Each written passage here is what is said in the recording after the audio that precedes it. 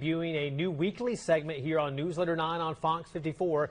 The Columbus Police Department is partnering with Fox 54 to help bring cold cases to light in Beyond the Yellow Tape with Roslyn Giles. We take you to different crime scenes where the murders unfolded. And our first story tonight, a Columbus woman was brutally murdered in her own backyard, and the killer is still running free 6 years later. Who came home from work that afternoon and found that her purse and cell phone, her vehicle, was present at home. 70-year-old Columbus businesswoman Changja Dyer's grandson found her personal belongings in their home on Lucky Street in the Oakland Park area on a summer day, June 29, 2019. The grandson then started calling around looking for her. Her grandson called me. They call me Auntie. Auntie, did you talk to my grandma? I said, no. Then I said, what happened?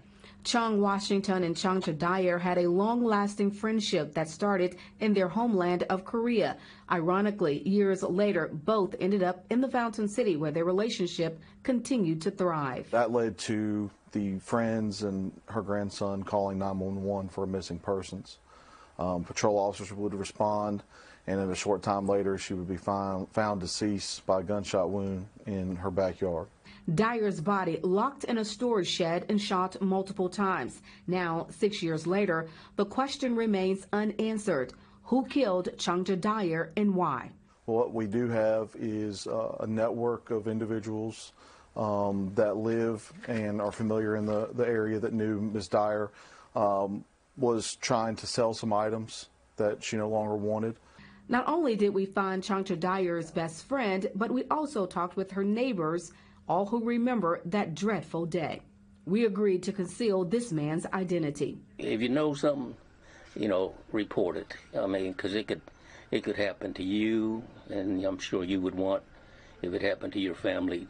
And she and your wife, I understand, were good friends? They were good friends. They used to have lunch and coffee together and walk in the neighborhood. We also visited the finance department at the Citizen Service Center to verify Dyer's previous business licenses. Only one property showed up in the record search under her name. Dyer was a prominent businesswoman. According to Columbus Police, she owned 2 local bars, and we found one of them here at South Lumpkin Road and Marathon Drive, Gray's Bar. The name hasn't changed. According to investigators, before her death, she sold one of the bars for a large sum of money, and they believe everyone knew it. At this time, we believe that the item that she was selling on this day she was in contact with, so we believe the motive to have been originally a robbery. Hurt. It hurt, yeah. Now, see, sometimes we talk about, my other friend and her son, we talk about, we cry, Chung Washington says Changja Dyer still has family in Korea, and she talks with them over the phone. They too cry over the loss of their dear friend and loved one, who she says always helped those in need.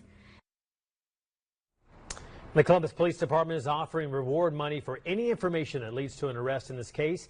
The amount of that reward not disclosed.